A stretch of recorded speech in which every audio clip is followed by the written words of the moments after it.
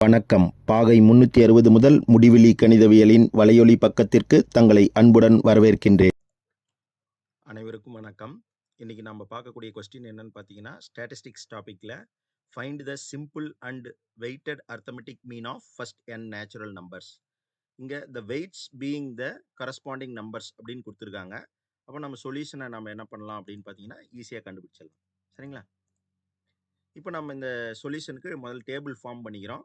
முதல்ல கொடுத்துருக்கிறது first n natural numbers. அதை நம்ம முதல்ல எக்ஸ்ன்னு வச்சுக்கிறோம்.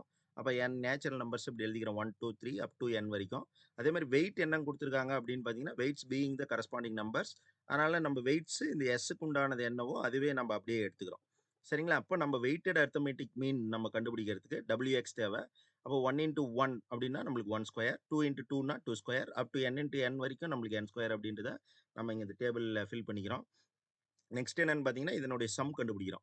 அப்போ சம்மேஷன் ஆஃப் எக்ஸ் நம்மளுக்கு என்ன கிடைக்கும் அப்படின்னு பார்த்தீங்கன்னா, sum of first n natural numbers தான் இங்கே இருக்குது. அப்போ அதற்கான ஃபார்முலா என்னன்னு பார்த்தீங்கன்னா, n இன்ட்டு n ப்ளஸ் 1/2. அதே மாதிரி சம்மேஷன் ஆஃப் டபிள்யூவும் அதே தான்.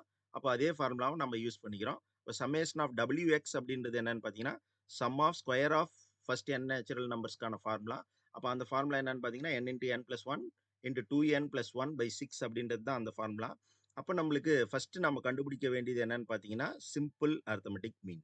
அப்போ சிம்பிள் அர்த்தமெட்டிக் மீனுக்கான ஃபார்முலா என்னன்னு பார்த்தீங்கன்னா, X bar equal to summation of X by N. இப்போ சம்மேஷன் ஆஃப் எக்ஸ் என்னன்னு நம்மளுக்கு தெரியும், n into n plus 1/2 by n நம்மளுக்கு கிடைச்சிருது. இப்போ இங்கே இருக்கக்கூடிய எண்ணுக்கு இங்கே இருக்கக்கூடிய n என்ன ஆயிடும்னா கேன்சல் ஆகிடும். அப்போ சிம்பிள் அர்த்தமெட்டிக் மீன் எக்ஸ் பார் என்ன கிடைக்கும் அப்படின்னு பார்த்தீங்கன்னா, n ப்ளஸ் 1/2 அப்படின்றது நம்மளுக்கு கிடைக்கும்.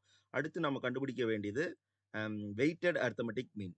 அப்போ வெயிட்டட் அர்த்தமெட்டிக் மீனுக்கான ஃபார்முலா என்ன அப்படின்னு பார்த்தீங்கன்னா, summation of WX by summation of W. இங்கே Wன்றது என்ன மீன் பண்ணுது அப்படின்னு பார்த்தீங்கன்னா, வெயிட்டடை குறிக்கிறதுக்காக. அப்போ எக்ஸ் பார், இந்த XW பார் அப்படின்றது வெயிட்டட் அர்த்தமெட்டிக் மீனை குறிக்குது. அப்போ சம்மேஷன் ஆஃப் WX நம்மளுக்கு என்னன்னு தெரியும், n into n plus 1/2 n plus 1/6. Summation of W என்னன்னு தெரியும், n இன்ட்டு n ப்ளஸ் 1/2 அப்படின்றது. அப்போ நம்மளுக்கு இந்த n என்ன ஆகிடும், கேன்சல் ஆகிடும். n ப்ளஸ் 1க்கு n ப்ளஸ் 1 கேன்சல் ஆகிடும். இந்த 2க்கு 6 கேன்சல் பண்ணும்போது நம்மளுக்கு 3 அப்படின்ற வேல்யூ நம்மளுக்கு கிடைக்கும்.